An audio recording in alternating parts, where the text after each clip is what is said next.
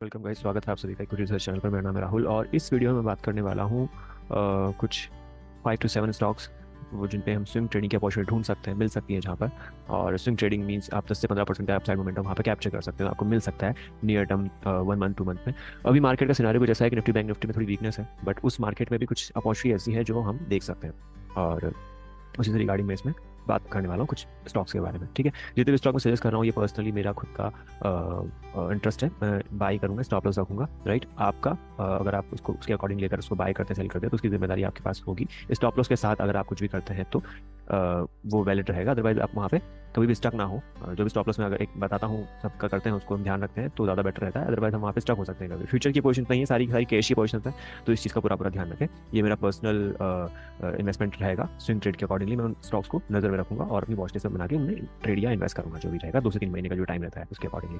ठीक है, और इस वीडियो को अगर आप देख रहे हो पसंद आती है तो उसे लाइक जरूर करें, सब्सक्राइब करें, और कोई भी स्टॉक अगर आप चाहते हो तो कमेंट सेक्शन में पूछ सकते हैं, इस वीडियो को शेयर कर सकते हैं। ओके, बेटर इन्फॉर्मेशन के लिए इसे 1.25x स्पीड में आप कन्वर्ट कर सकते हैं। चलिए स्टार्ट करते हैं। पहला स्टॉक जो है वो है हमारे सामने MGL। ओके, महानगर गैस लिमिटेड। अब इसके बारे में मैं थोड़ा सा बता दूं आपको। गैस कंपनी जितनी भी है, पेट्रोनेट हो गया, MGL हो गया, इनका अगर हम थोड़ा सा फंडामेंटल वाइज भी देखें तो ये कंपनी थोड़ी सही पी पे हमको अभी करंटली मिल रही है। जैसे अगर मैं MGL की बात करूँ यहाँ पे, और कुछ चीज़ें और भी है जो मैं यहाँ पे इंक्लूड करूँगा टेक्निकल के साथ, ताकि आप उन चीज़ों को भी ऐड एक बार हम देखें समझें, तो उसके अकॉर्डिंगली हम थोड़ा सा माइंड मेकअप इस चीज़ का ध्यान कर सकें। MGL में हम देखें तो MGL का भी करंट प्राइस चल रहा है 1374, ब्रेकआउट पहले हो चुका है 1200 के अराउंड, कुछ 1250-60 के आसपास थोड़ा चल चुका है स्टॉक, तो उसके अकॉर्डिंगली मैं चीज़ें बताऊंगा। स्टॉक का भाई 17 चल रहा है, इंडस्ट्री का पी अगर आप देखोगे यहाँ पर तो 17.2 के अराउंड कुछ चल रहा है। ठीक है, हम देखें तो बाकी स्टॉक भी हम देखें तो ओवरऑल में MGL में अच्छा खासा ब्रेकआउट हुआ है, इसलिए ये रिकमेंडेड हो रहा है। दूसरी चीज़ अगर हम यहाँ पे देखते हैं DIS का अगर हम होल्डिंग देते हैं तो यहाँ भी 1.5%, 1.25% के आसपास यहाँ पे जो है शेयर होल्डिंग पैटर्न में इंक्रीज हुआ है। ये भी एक रीज़न है इसको सेलेक्ट करने का, इसके अकॉर्डिंग इस पर थोड़ा नजर रखने का। ठीक है, अब आपस में टेक्निकल चार्ट्स पे आ जाता हूँ आपके सामने। तो ये टेक्निकल चार्ट्स हम देखते हैं और आपसे इस बारे में बात करते हैं। ठीक है, तो आप देख सकते हो ये अगर चार्ट देखोगे आप तो ऑलमोस्ट 2018 से लेकर अब तक हम देखते हैं इस चार्ट को, तो आप क्लियरली विजिबल हो सकता है आपके सामने यहाँ पे कि ये ऑलमोस्ट आप देखोगे 2018 से लेकर एक 2023 तक है ना, ऑलमोस्ट एक रेंज में चला है, इस रेंज में। यानी कि इस स्टॉक में अगर ट्रेड करने का सबसे अच्छा तरीका तो वो ये था कि 800 के आसपास बाई कीजिए, 1200 के पास आप एग्जिट कर दो, है ना। वो 1000 के, अब 800 पे नहीं किया तो 900 पे बाई करो, 1000 पे एग्जिट कर दो, 1100 पे एग्जिट कर दो। ऐसा कुछ सिनेरियो चल रहा था उस टाइम से, ये है ना, एक रेंज में फंसा हुआ था। यानी चैनल में हम कह सकते हैं कि चैनल में था काफी टाइम से। अब चैनल का ब्रेकआउट हुआ है यहाँ पे फाइनली, और बहुत बड़ा ब्रेकआउट हुआ है। जब भी बड़े बड़े ईयर्स के ब्रेकआउट होते हैं तो वहाँ पे कुछ चेंजेस होते हैं, फंडामेंटल चेंजेस होते हैं या फिर ऑपरेशनल चेंजेस होते हैं, मैनेजमेंट चेंजेस होते हैं, तो वहाँ पे कुछ ना कुछ स्टोरी में कुछ चेंज होता है, तो वो एक बड़े ब्रेकआउट को सस्टेन कर पाते हैं। राइट, आप देख सकते हो यहाँ पे वीकली चार्ट भी देखोगे तो स्ट्रॉन्ग बनेगा, मंथली चार्ट भी देखोगे तो स्ट्रॉन्ग आपके सामने भी कैंडल चल रही है, और वॉल्यूम भी हम देखें तो कंटिन्यूसली यहाँ बने हुए हैं। अब इसमें क्या क्या करना चाहिए, कैसे हिसाब से इसमें एंट्री वगैरह देख सकते हो। तो जो एंट्री थी ये 1280 1260 के आसपास ही मिल चुकी थी। अभी हम देखें यहाँ पे तो ये चल रहा है 1374। ओके, 1374 के आसपास स्टॉक चल रहा है। तो अगर हम यहाँ पे देखते हैं तो अगर हमको एंट्री मिलती है 1300 से लेकर 1350 के बीच में, कोई किसी भी डिप में हमको अगर एंट्री मिलती है मंडे या फिर कभी भी मिलती है, तो ये एक बहुत अच्छा टाइम होगा इसको एंट्री लेने का। और ये जो व्यू मैं दे रहा हूँ एटलीस्ट 3 मंथ्स का व्यू रहेगा इसमें, और इसके अकॉर्डिंगली आप देखना। और अपसाइड की जो टारगेट मैं एक्सपेक्ट कर रहा हूँ यहाँ पे 1500 के आसपास के टारगेट एक्सपेक्ट कर रहा हूँ, 1500 से ज़्यादा के टारगेट में यहाँ पे एक्सपेक्ट कर रहा हूँ, 1500 से ज़्यादा के टारगेट एक्सपेक्ट करके मैं यहाँ पे इसको बाय करूँगा। और जो मेरा स्टॉप लॉस रहेगा, अगर मैं पोजिशनल बाय कर रहा हूँ तो यहाँ पे डेफिनेटली मेरा स्टॉप लॉस रहेगा 1200 के बिलो में रहेगा। तो आप रिस्क रिवॉर्ड भी यहाँ पे आप एक बार समझ सकते हो कितना है, 1 रेशियो 1.5 या 2 के आसपास का जो रिस्क रिवॉर्ड है वो आपको यहाँ पे नजर आएगा। ठीक है, तो ये एक स्टॉक है। अगर हम यहाँ पे रिस्क रिवॉर्ड की बात करें तो 1200 से अगर आप अपसाइड में जाते हैं तो 1200 से अगर आप यहाँ कंटिन्यूसली बाय करते हैं तो आपको 10 से 12% का अपसाइड देखना पड़ेगा। और डाउन साइड पर अगर हम देखो यहाँ से अगर 1300 के आसपास देखते हो तो 8-9% के मोमेंटम में बोल कम रहा हूँ कि इतना ही मिलेगा, बट मुझे एक्सपेक्टेशन बहुत ज़्यादा है कि ये 1500 के आगे भी रनअप दिखाता रहेगा। ठीक है, तो आप एक बाय ऑन डिप्स की स्ट्रेटजी यूज़ कर सकते हो, उसमें पर्टिकुलर ट्रेड कर सकते हैं, राइट, कैश में ओनली। ओके, चलिए नेक्स्ट स्टॉक की मैंने बात करने वाला हूँ वो है GIC housing finance. Okay, GIC housing finance. तो आप ये देख सकते हो GIC हाउसिंग फाइनेंस का चार्ट आपके सामने खुला हुआ है। मेन इस स्टॉक को चूज करने का एक रीज़न क्या है वो मैं आपको बताता हूँ। चलो उसके लिए पहले मैं आपको थोड़ा सा इसके फंडामेंटल के बारे में बात कर लेता हूँ। फंडामेंटल में हम जो चीज़ें मैंने नोटिस की है वो मैं बता रहा हूँ आपको। GIC हाउसिंग फाइनेंस हम देखें, GIC हाउसिंग फाइनेंस में अगर आप देखोगे तो यहाँ पे बुक वैल्यू 323 के अराउंड चल रही है, स्टॉक का प्राइस 252 के आसपास। राइट, बुक वैल्यू क्या होती है, एसेट माइनस लाइबिलिटीज अगर हम कर दें, और पूरे सब कुछ निकालने का पर शेयर अगर उसके अकॉर्डिंग निकाले अपने यहाँ पे तो 323 के अराउंड कुछ होना चाहिए था, जो कि 252 के आसपास है। यानी कि बुक वैल्यू काफी अच्छी है, इस स्टॉक को एक तरीके से हम कंसिडर कर सकते हैं। दूसरी चीज़ हम देखिए स्टॉक की पी तो 7.5 चल रही है। पी क्या होती है कि अगर हम ₹1 के प्रॉफिट कर रही है कंपनी तो उस ₹1 के प्रॉफिट के लिए कितना पैसा दे सकते हैं, तो 7.5 रुपीज़ आप यहाँ पे, जो कि पी बहुत अच्छा माना जाता है यहाँ पे इस चीज़ के अकॉर्डिंगली। ठीक है, अच्छा ये चीज़ देख लिया हमने। बाकी पैरामीटर्स में तो इतना प्रॉपर्ली वर्क नहीं कर रहा है, और बाकी चीज़ें हम दिखाते हैं साथ साथ इसका प्रमोटर का, और ये होल्डिंग वगैरह में थोड़ा चेक कर लेते हैं यहाँ पे।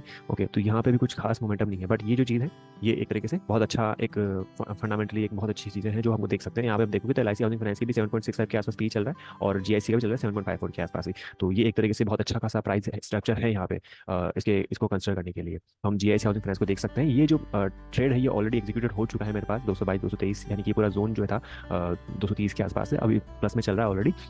जो एक फर्स्ट टारगेट था 271 के आसपास वो भी अचीव हो चुका है। So what we should do now right now, तो अगर हमको डिप मिलता है 240 के अराउंड, यानी अगर हमको 230 240 से लेकर हमको 250 के बीच में अगर हमको यहाँ पे एंट्री लेने का मौका मिलता है, यहाँ पे हमको 240 से लेकर ये 230 से लेकर 240 के बीच में हमको यहाँ पे एंट्री लेने का अगर मौका मिलता है तो हम इसको एक बार कंसिडर कर सकते हैं। यानी 230 से लेकर 240 के बीच में हम यहाँ पे अगर एक बार एंट्री लेते मौका मिलता है तो हम यहाँ पे कंसिडर कर सकते हैं। और इस केस में जो आपका स्टॉप लॉस रहेगा, मैं क्लियरली बता रहा हूँ आपको हर चीज़ है ना, 200 के बिलो में यहाँ पे स्टॉप लॉस रखिएगा। और हम यहाँ पे जो एक्सपेक्टेशन है इस जोन को ब्रेक करने के बाद, यानी 273 के जोन को ब्रेक करने के बाद, जो ऑरेंज लाइन मैंने ड्रॉ कर रखी है यहाँ पे 374 हो गया, 434 हो गया, 570 के आसपास का हम टारगेट अचीव कर सकते हैं यहाँ पे। ओके, सो ये दूसरा स्टॉक है जीआईसी हाउसिंग फाइनेंस, आपके सामने ओपन है चार्ट इसका। ठीक है, जो नेक्स्ट चार्ट में लेने वाला हूँ वो है वैभव ग्लोबल। ये स्टॉक भी थोड़ा सा काफ़ी अच्छे प्राइस में मिल रहा है अभी यहाँ पे, और एक्चुअली इसमें काफ़ी अच्छा खासा एक जोन बना हुआ है, एक रेंज बनी हुई है, तो उस रेंज का ब्रेकआउट हम यहाँ पे विजिबल होते हुए देख पा रहे हैं। अगर आप वॉल्यूम वाइज भी देखोगे तो बहुत ज़्यादा अच्छे वॉल्यूम्स हैं यहाँ पे आज। ओवरऑल वीक वाइज अगर देखें तो यहाँ पे तो आप देख सकते हो यहाँ पे ये पूरा का पूरा चैनल चल रहा है आपके सामने, ये देख सकते हो अभी पूरा पूरा चैनल में है अभी मार्केट यहाँ पे। ऑलमोस्ट ये काफ़ी अच्छा खासा लंबा टाइम फ्रेम था अगर हम देखें यहाँ पे, तो अगस्त से लेकर आप देख सकते हो जनवरी तक एक रेंज बाउंड मार्केट में रहा, यानी 400 से लेकर 450 के बीच में 460 के बीच में ही स्टॉक ने ट्रेड किया। फाइनली जो ब्रेकआउट हुआ, और ब्रेकआउट होने के बाद हम यहाँ पे अभी करंटली चार्ट को देख रहे हैं 5014 के राउंड, सॉरी 5014 के राउंड यहाँ पे चार्ट को देख रहे हैं, इस पर्टिकुलर स्टॉक को देख रहे हैं। और ये लगातार ब्रेकआउट के बाद यहाँ पे मोमेंटम आउटसाइड आ रहा है। अर्निंग्स की भी इसमें आशा यही है कि अर्निंग्स भी अच्छी आनी चाहिए 30 के आसपास, 31 के आसपास। नॉर्मली जब भी अर्निंग्स अच्छे आने वाले होते हैं तो स्टॉक में वैसे मोमेंटम भी आना स्टार्ट हो जाता है, एक्सपेक्टेशन भी होती है, कई बार फेल भी होता है, बट नॉर्मली इस केस में थोड़ा सा इसके चांसेस हैं अच्छे चलने के यहाँ पे। तो इस केस में अगर हम यहाँ पे बाय करते हैं 500 के आसपास, तो इसका जो रेंज होगा बाइंग करने का, ये बाइंग करने का जो रेंज होगा वो होगा एटलीस्ट 460 से लेकर 415 और 500 या 520 के बीच में आप यहाँ पे इसमें इस रेंज में यहाँ पे आप इन्वॉल्व हो सकते हैं। और ये स्विंग ट्रेड है, पोजिशनल ट्रेड भी आप देख सकते हो इस चीज़ में। और इसमें अगर हम स्टॉप लॉस की हम बात करें तो अगर हम थोड़ा सा और इसको डेली चार्ट में कन्वर्ट करते हैं तो हम स्टॉप लॉस एटलीस्ट हम यहाँ पे कोशिश करेंगे 400 के आसपास रखें। अब इसमें थोड़ा सा लगेगा कि तब बड़ा स्टॉप लॉस क्यों दे रहा हूँ मैं, 20% 22% का क्यों स्टॉप लॉस दे रहा हूँ। तो मैं उस केस में ये भी बोल रहा हूँ कि आपको इस रेंज के आसपास मिलना है स्टॉक को तो लेना चाहिए। और अगर दूसरी चीज़ ये भी है कि अगर आप एक साथ नहीं लेना चाहते, टुकड़ों में लेना चाहते हो, तो ऐसे जिगजैग जब करेगा स्टॉक तो उस केस में आप एंट्री लेना स्टार्ट करो। यानी डिप अगर मिलता है तो बाय करने की कोशिश आप कर सकते हो, स्टॉप लॉस को कॉम्प्रोमाइज मत करना, 420 मैक्स में आप कर सकते हो, इससे नीचे ना देखें ज़्यादा अच्छा है अगर ये ट्रेड फेल हो जाती है तो इन केस। और इसका जो टारगेट है वो 600 740 750 49 882 के तक के मिल सकते हैं, यानी कि पूरा पूरा यहाँ से एक अच्छा रनअप मैं एक्सपेक्ट कर रहा हूँ, उसको पोजिशनल में भी आप काउंट कर सकते हो। ठीक है, इसके अलावा GIC RE भी एक अच्छे प्राइस में मिल रहा है। ये GIC हाउसिंग फाइनेंस है और ये जनरल इंश्योरेंस है। अगर हम इसको भी देखें तो यहाँ भी अच्छा खासा ब्रेकआउट हुआ है। ऑलरेडी ये जो स्टॉक है मैं बहुत अच्छे लेवल्स पे ही लॉन्ग कर चुका हूँ, 200 के आसपास भी बाय किया था, उसके बाद एक्सिट भी कर गए, और वीकली चार्ट्स में यहाँ ब्रेकआउट हुआ और यहाँ पे मोमेंटम मिल रहा है। तो इसकी जो पॉसिबिलिटीज है यहाँ पे 400 440 के राउंड कुछ है, तो इसको आप कंसिडर करना चाहें तो कर सकते हो 24% के लिए। और मोमेंटम स्टॉक है ये, मैं जितने भी स्टॉक बता रहा हूँ उनमें से MGL मोमेंटम स्टॉक है। अगर GIC RE को बात करूँ तो यहाँ भी आपको अच्छा मोमेंटम मिल सकता है। हाउसिंग फाइनेंस में मुझे थोड़ा सा डाउट है, वहाँ पे मोमेंटम धीरे धीरे मिलना स्टार्ट करें। वैभव में भी यहाँ पे आपको जो है अच्छा खासा मोमेंटम आपको मिल सकता है। ठीक है, तो GIC RE भी ऐसा स्टॉक है जहाँ पे मोमेंटम आपको मिल सकता है। मोमेंटम मींस यहाँ पे 2 से 3 दिन में भी थोड़ा मोमेंटम हलचल होगी, यानी 2 से 3 हफ्ते के अंदर आपको हो सकता है ये टारगेट जो है यहाँ तक मीटअप कर दे, 381 का रेंज ब्रेकआउट देने के बाद सीधे 440 तक के लेवल आपको दिखा दे। राइट, अब ऐसे क्या होता है जब मोमेंटम इतने वाले होते हैं तो इस केस में आपके स्टॉप लॉस थोड़े से बड़े हो जाते हैं। तो इस केस में आपका स्टॉप लॉस 300 के पास में रहेगा, जो कि अगर हम करंटली देखें तो एटलीस्ट 10 से 12% का आपका स्टॉप लॉस यहाँ पे रहेगा। थोड़े से बड़े स्टॉप लॉस होंगे जरूर, बट चांसेस ज़्यादा होंगे कि इसकी मोमेंटम अच्छा खासा मिल जाए यहाँ पे। ओके, काफ़ी अच्छा खासा रेंज बनी हुई है, तो ब्रेकआउट तो बहुत पहले हो चुका था, पर अब ये मोमेंटम है यहाँ पे, एक्सपेक्टेड है कि ये कंटिन्यू करेगा। और स्मॉल अगर स्टॉप लॉस रखना चाहते हो तो 330 के आसपास से नीचे का आप स्टॉप लॉस एक बार देख सकते हो, जो कि एक बार उसको भी हम कंसिडर कर सकते हैं। ओके, अडानी पावर के रिटर्न्स, अडानी पावर जो है वो उसके रिजल्ट बहुत अच्छे आए हैं। आज ही मैंने ऑलरेडी इसको कंसिडर नहीं किया था अपने चार्ट्स पे, बट मैं आज इसको कंसिडर कर रहा हूँ बिकॉज उसके प्रॉफिटेबिलिटी के जो नंबर्स हैं वो बहुत अच्छे खासे हैं। दूसरी चीज़ मैंने एक चीज़ नोटिस यहाँ पे आप ये करोगे कि एक रेंज बना हुआ है, ये रेंज का ब्रेकआउट है जो यहाँ पे मिलना चाहिए। यानी मंडे को अगर मार्केट ओपन होता है तो यहाँ पे सर्किट के ज़्यादा चांसेस हैं जो मुझे लगता है। अगर हम देखें वीक ऑन वीक में, तो वीक ऑन वीक में भी आप देख सकते हो यहाँ पे एक अच्छी खासी रेंज बनी हुई है ना, ये एक तरीके से फ्लैग का पैटर्न का ब्रेकआउट हो सकता है। तो अगर हम यहाँ पे टारगेट की एक्सपेक्टेशन रखें तो एटलीस्ट यहाँ पे आप मान के चलिए 700 के आसपास तक के टारगेट आपको अचीव हो सकते हैं यहाँ पे, और इससे ऊपर ही टारगेट यहाँ पे अचीव होने के चांसेस है। ओके, वर्स्ट केस सिनेरियो में अगर हम यहाँ पे इसका स्टॉप लॉस अगर रखते हैं तो स्टॉप लॉस ज़्यादा बड़ा नहीं होगा, 500 के आसपास का ही स्टॉप लॉस होगा। तो 500 के स्टॉप लॉस, 500 के आसपास का स्टॉप लॉस भी देखते हो तो 8 to 9% के आसपास का आपका स्टॉप लॉस रहेगा। कोशिश ये होगी कि यहाँ पे सर्किट लगेंगे और सर्किट के अकॉर्डिंग चलेंगे। वैसे मैं अडानी स्टॉक्स को ज़्यादा प्रेफर नहीं करता हूँ, लास्ट टाइम जब प्रेफर किया था वो ये वाला जोन था, यहाँ पे ब्रेकआउट जब हुआ था 241 के आसपास, उसके बाद से मोमेंटम यहाँ पे मिल ही रहा है। ठीक है, वीडियो को प्रॉपर्ली सुनिए, देखिए, मैं आपको टारगेट स्टॉप लॉस प्रॉपर्ली बताऊँ। बिना स्टॉप लॉस से आपको कुछ नहीं करना। कोई भी स्टॉक अगर आपको लॉस प्रॉफिट जो भी देता है वो आपकी जिम्मेदारी खुद की होगी, इस चीज़ का आप ध्यान रखें। ओके। दूसरे स्टॉक जो मैं यहाँ पे शेयर करने वाला हूँ वो है रेन इंडस्ट्री। रेन इंडस्ट्री है ना, रेन इंडस्ट्री पे हम बात करने वाले हैं, और रेन इंडस्ट्री के बाद हम आते हैं बाकी स्टॉक्स में। रेन इंडस्ट्री में अगर आप देखोगे गाइस, तो यहाँ पे बहुत अच्छा खासा ये ब्रेकआउट होने के लिए तैयार हो चुका है। वीकली क्लोजिंग भी हमको मिल चुकी है, आप देख सकते हो ये यहाँ पे ब्रेकआउट हो चुका है। हम यहाँ पे अगर देखें तो वॉल्यूम वाइज भी बहुत अच्छी खासी बाइंग हुई है यहाँ पे, right, which is a good sign to get into the this stock. Normally इस ऐसे स्टॉक्स को मैं नहीं प्रेफर करता हूँ, बिकॉज ये रेंज बाउंड स्टॉक्स हो जाते हैं, कई बार काफी लंबे टाइम तक आपको स्टक रख देते हैं। ऑल्दो ये स्टॉक लॉन्ग टर्म में है तो हम अप ट्रेंड में है तो कोई प्रॉब्लम नहीं है, बट फिर भी हमको कई बार स्टक कर देते हैं। तो ऐसे केसेस में हमको थोड़ा बचना है और देखना है कि हम ब्रेकआउट होता है प्रॉपर्ली, मोमेंटम मिलने की जो मतलब चांसेस होते हैं, तो हम उसको कंसिडर करेंगे। दूसरी चीज़ हम अगर यहाँ पे देखें तो रेन इंडस्ट्री के हम थोड़े से फाइनेंशियल भी देखें, तो रेन इंडस्ट्री आप देख सकते हो यहाँ पे। रेन इंडस्ट्री का अगर बुक वैल्यू हम देखें तो 253 के अराउंड चल रहा है, which is also good sign. Okay. P भी देखिए हम 20 के आसपास कुछ चल रहा है, राइट। तो ये भी एक अच्छा है। और आर भी देखिए 17% 19%, जो कि अच्छा माना जाता है। 20% से ऊपर होता है तो बहुत अच्छी चीज़ है, बट अगर यहाँ इतना भी होता है तो ये भी एक ओके चीज़ है। ओके। इसके साथ साथ हम अगर यहाँ पे देखें प्रोमोटर की होल्डिंग वाइज भी ठीक है। इंडस्ट्री का पी अगर हम देखें तो 43.9 चल रहा है। ओके। और स्टॉक का पी 20 चल रहा है, which is a quite good thing, right. मैं स्टॉक बहुत सारे बता रहा हूँ, ऐसा नहीं है कि आपको सारे लेने। इनमें भी मैं जो बोल रहा हूँ इसको भी आप कंसिडर कर सकते हो, क्योंकि इसका भी पी काफ़ी अच्छा खासा है। दूसरी चीज़ हम और चीज़ देख लेते हैं यहाँ पे। इसके अलावा क्या पॉसिबल चीज़ें हैं जो हम कंसिडर कर सकते हैं यहाँ पे।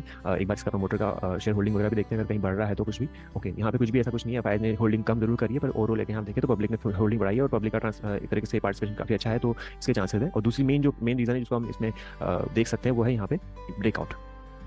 मैं वापस टेक्निकल पे आ जाता हूँ। रिकॉर्ड के अकॉर्डिंगली यहाँ पे हम अगर एंट्री बनाते हैं कौन से जोन के आसपास, इस जोन के आसपास, यानी कि अगर मैं इस चार्ट पे देखता हूँ 168 170 178 के आसपास अगर हम एंट्री बनाते हैं तो इस में आपका स्टॉप लॉस रहेगा 158 के अराउंड का। और 158 के आसपास अगर आपका स्टॉप लॉस रहता है तो इस केस में जो आपका स्टॉप लॉस हो जाएगा अगर करंट सिचुएशन में देखें यहाँ पे तो 10% के आसपास का आपका स्टॉप लॉस होगा। उसमें टारगेट जो हम अचीव कर सकते हैं एटलीस्ट मिनिमम मेरे को लगता है ये 200 रुपये तक के टारगेट आपको अचीव करवाएगा। उसके बाद थोड़ा सा रुक कर जोन बना के एक बेस बना के उसके बाद फिर बेस ब्रेकआउट देगा और 234 से लेकर 250 260 270 तक के टारगेट हम यहाँ पे एक्सपेक्ट कर सकते हैं, क्योंकि काफी टाइम से पूरी रैली में ये स्टॉक नहीं परफॉर्म कर रहे हैं। तो अब डेफिनेटली ये स्टॉक थोड़े से कम अच्छे वैल्यू पे आपको मिल रहे हैं, तो इसको आप कंसीडर कर सकते हो।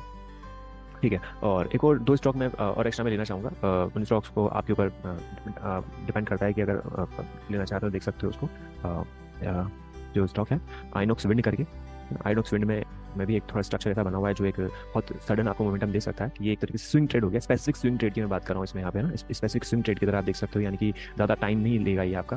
थोड़ा सा जल्दी पैसा बनने के लिए उम्मीद है रखता है यहाँ पे, और जल्दी खासा मोमेंटम आ जाएगा इसमें। तो इसमें अगर हम टारगेट एक्सपेक्ट करें, एक ऑलरेडी मोमेंटम स्टॉक है, तो हम यहाँ पे 12 से 15% के आसपास का मोमेंटम या 10 से 15% का मोमेंटम एक्सपेक्ट कर सकते हैं। स्टॉप लॉस इसमें रहेगा 433 का, ये वाला 433 का यहाँ पे आपका स्टॉप लॉस रहेगा। तो इस चीज़ का थोड़ा सा ध्यान रखें। 433 के आसपास का आपका स्टॉप लॉस रहेगा यहाँ पे। और इसके बाद आपका मोमेंटम ये कंटिन्यू हो चुका है, तो मंडे को हो सकता है ये ऑलरेडी प्लस में ही खुले। ठीक है। एक स्टॉक हो गया। दूसरे स्टॉक में यहाँ पे लेने वाला हूँ MOIL। ये MOIL भी जो स्टॉक है इसमें भी बहुत लंबा ब्रेकआउट हुआ है, काफी लंबे टाइम के बाद ये मोमेंटम देना स्टार्ट किया है। तो आप इसको भी एक बार नजर में रख सकते हो। जैसे कि आप देखें यहाँ पे वीकली मैं चार्ट में देखूँ तो ये 2011 में यहाँ पे एक मोमेंटम था, उसके मतलब एक ओपन ही हुआ था, आई थिंक IPO के बाद ही गिरना स्टार्ट हुआ। उसके बाद फिर से ये देखे 2017 के आसपास यहाँ पे टच किया, उसके बाद फिर आपसे ब्रेकआउट दिया है 2023 में। तो ये बहुत लंबा ब्रेकआउट है। जब ऐसे बड़े ब्रेकआउट होते हैं तो वो काफी अच्छी खास सस्टेन करते हैं। तो हम इसमें अगर देखें तो हमको अगर एंट्री लेने का मौका मिलता है, और इसमें जो पॉसिबल टारगेट मैं एक्सपेक्ट कर रहा हूँ वो एटलीस्ट हमारे फिबोनाची को अगर मैं इन्वॉल्व करता हूँ यहाँ पे, तो उसके अकॉर्डिंगली जो मैं टारगेट एक्सपेक्ट कर रहा हूँ यहाँ पे वो फर्स्ट टारगेट जो होगा 400 से लेकर, और दूसरे टारगेट अगर हम देखें यहाँ पे तो 500 के आसपास तक का मैं टारगेट एक्सपेक्ट करके चल रहा हूँ, जो कि एटलीस्ट हमको at least next 5 to 6 month minimum से मिनिमम मान के चले यहाँ पे मिल सकते हैं। ओके। और दूसरी चीज़ ये है कि यहाँ पे अगर हम इस मोमेंटम को देख रहे हैं तो एटलीस्ट यहाँ पे स्टॉप लॉस भी हमको एक बार कंसिडर करना पड़ेगा। तो आपको एंट्री अगर मिलती है 310 के आसपास से, अगर हमको MOIL के अंदर एंट्री मिलती है 310 के आसपास से, तो आपका स्टॉप लॉस यहाँ पे उस केस में 290 के आसपास कुछ रहेगा। ओके। और अगर हम यहाँ पे और इसी जोन के आसपास लेते हैं तो हम 300 के आसपास के स्टॉप लॉस के साथ इसमें एंट्री ले सकते हैं। एक डिसेंट रन अप मैं एक्सपेक्ट करके चल रहा हूँ यहाँ पे। एक बहुत अच्छा खासा मोमेंटम यहाँ पे एक्सपेक्ट कर सकते हैं, क्योंकि एक अच्छा खासा ब्रेकआउट हुआ है यहाँ पे। 10-15% के आसपास का अगर स्टॉप लॉस रहता भी है ऐसे कैश स्टॉक्स में, तो मुझे लगता है कोई बड़ी प्रॉब्लम हो सकती है MOIL में, है ना। एक स्टॉक जो मैं पहले बताने वाला था वो स्टॉक है SCI, यानी शिपिंग कॉर्पोरेशन ऑफ इंडिया, है। शिपिंग कॉर्पोरेशन ऑफ इंडिया का भी हम चार्ट अगर देखें तो ये भी आप देख सकते हो, ये बहुत बड़ा ब्रेकआउट हुआ है 2007 से लेकर 2008 में, फिर 2010 में फिर से अपसाइड मोमेंटम आया, फाइनली इसने यहाँ ब्रेकआउट दे दिया 161 के आसपास। ओके।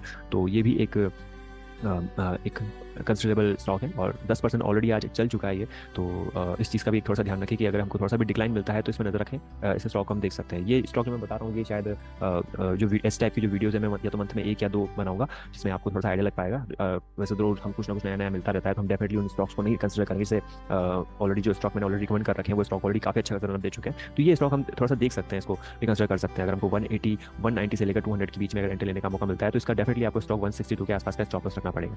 और यहाँ पे जो हम रनअप एक्सपेक्ट कर रहा हूँ मैं, यहाँ पे रनअप एटलीस्ट यहाँ पे आप 250 से 300 तक के आस रनअप मान के चलिए। ये सारी जो डेटा मैं बता रहा हूँ, ये सारे डेटा प्रीवियस डेटा के बेसिस पे बता रहा हूँ। 250 के आसपास का रनअप हमको यहाँ पे बना के दे रहा है, और उसके बाद हमारा जो रनअप है एटलीस्ट 300 तक जाना चाहिए, राइट। फिबना की बेसिस पे बता रहा हूँ, प्रीवियस डेटा के बेसिस बता रहा हूँ कि जब भी इतने बड़े बड़े ब्रेकआउट्स होते हैं तो ये इतना रनअप हमको मिलने के लिए हम एक्सपेक्टेड रह सकते हैं कि इतना रनअप हमको मिल जाएगा। 15% के आसपास का स्टॉप लॉस रहेगा आपका इसमें, और जो रिटर्न भी रहेगा वो एटलीस्ट 25 से 30% के आसपास तक हम यहाँ पे एक्सपेक्ट कर सकते हैं। लास्ट 2 स्टॉक में और बताने वाला हूँ, वैसे स्टॉक बहुत सारे हो गए तो डेफिनेटली आप इतने सारे स्टॉक नहीं लेना पसंद करोगे। इनमें भी मैंने जो स्पेसिफिक चीज़ें बोलनी थी वो बता दी है, तो उसमें आप थोड़ा कंसिडर कर सकते हो। ये स्पेसिफिक स्टॉक है, हर कोई नहीं ले पसंद करेगा रेणुका स्टॉक और रेणुका शुगर को, क्योंकि ये नहीं चलता था। बहुत लोगों ने स्टॉक भी ले रखा है काफी टाइम से और ये नई मोमेंटम दिया है। अगर इसमें मोमेंटम हमको मिलता है, ब्रेकआउट होता है इसके अंदर, राइट, 48 के प्राइस के ऊपर जाता है तो ही लेना है। 48 के ऊपर अगर जाता है तो ये आपको थोड़ा अच्छा खासा मोमेंटम एक्सपेक्ट कर सकते हैं। यहाँ पे 57 58 तक के टारगेट हमको मिल सकते हैं, जो कि 17 से 18% का आसपास मोमेंटम मिलेगा यहाँ पे, ठीक है। 17 से 18% का आपको मोमेंटम यहाँ मिल सकता है। स्टॉप लॉस इसमें जो होगा 44 का होगा, ठीक है। ये स्टॉक स्पेसिफिक हो गया ना, यहाँ पे 44 का स्टॉप लॉस रहेगा। 48 के वो ब्रेकआउट होता है तो